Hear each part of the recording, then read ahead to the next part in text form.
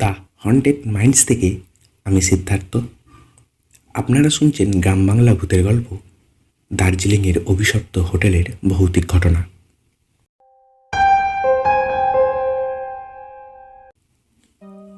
শীতকাল, ডিসেম্বরের মাঝামাঝি দার্জিলিং ঢেকেছে বরফে। শহরের আনাচে কানাচে আলো আঁধারিতে মোড়া এক রহস্যময় সৌন্দর্য। কলকাতা থেকে বেড়াতে আসা 3 বন্ধু, রুদ্র, অর্পণ আর স্বর্ণালী, দার্জিলিং ঘুরতে এসে বুকিং করেছিল এক পুরনো হোটেল, নাম হোটেল মাউন্টেন। হোটেলটা অনেক পুরনো, 1898 সালে তৈরি। একসময় ব্রিটিশ সাহেবরা এখানে থাকতো। রুদ্রের রিসার্চে জানা গেছিল এই হোটেল নিয়ে নানা রকম গল্প চালু আছে। কেউ বলে রাতে নাকি করিডোরে পায়ের শব্দ শোনা যায়, আবার কেউ বলে 3য় তলায় 313 নম্বর ঘরটা অভিশপ্ত। তবে রুদ্র বারবারই ভূতপ্রেত নিয়ে আগ্রহী। এসব কাহিনী আর কৌতূহল আরও বাড়িয়ে দিল। হোটেলের রিসেপশনে বয়স্ক ম্যানেজার মিস্টার দত্ত বলল, 313 নম্বর ঘরটা বন্ধ রাখা আছে। মিস্টার রুদ্র, অনুরোধ করব ওদিকে যাবেন না। রুদ্র মুচকি হাসল, বলল, কেন, ভূতের ভয়? দত্তবাবু কড়া গলায় বললেন, হ্যাঁ, ভূতেরই ভয়। বিশ্বাস করুন আর নাই করুন, ওই ঘরটা মৃত্যুর ঘর। গত 5 বছরে 2 জন আত্মহত্যা করেছে ওখানে। অর্পণ বলল, আত্মহত্যা? কারণটা জানা গেছে? না, কেউ জানে না। শুধু জানে যে ওখানে রাত কাটায় সে আর আগের মতো থাকে না। স্বর্ণালী বলল, তাহলে ওই ঘরটা তালা দিয়ে বন্ধ রাখেন না কেন? দত্তবাবু উত্তর দিলেন না, শুধু একবার গভীর চোখে 3 বন্ধুর দিকে তাকালেন। রাত 12টা, ঠান্ডায় শহর জমে গেছে। বন্ধুরা নিজেদের রুমে ফিরে গিয়েছে।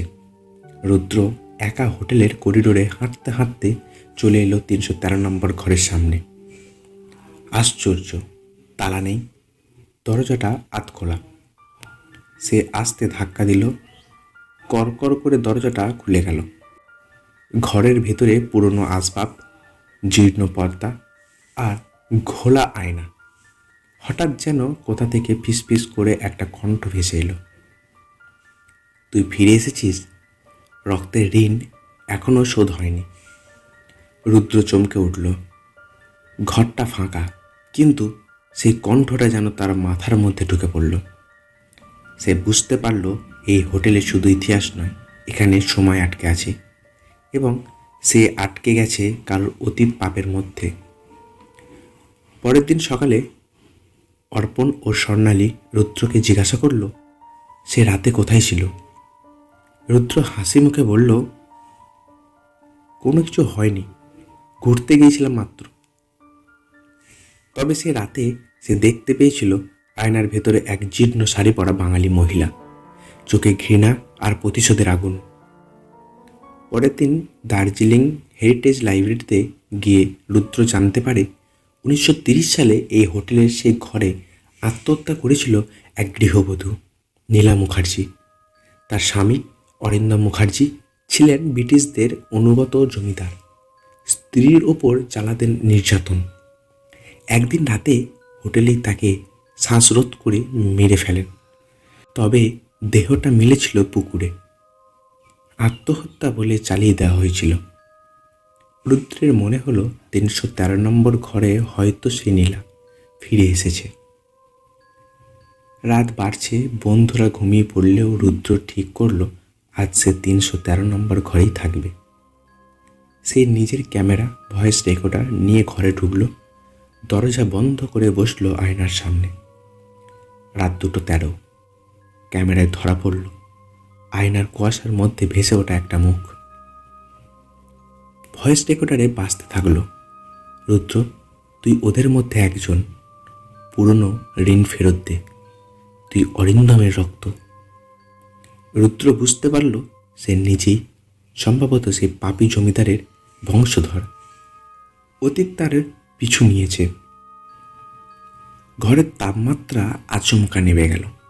লাইট জ্বলে নিভে গেল। হঠাৎ রুদ্রের শরীর যেন অবশ হয়ে এলো। চোখের সামনে ভেসে উঠল আগুনে পোড়া এক নারী মূর্তি, চোখে জ্বলছে আগুন।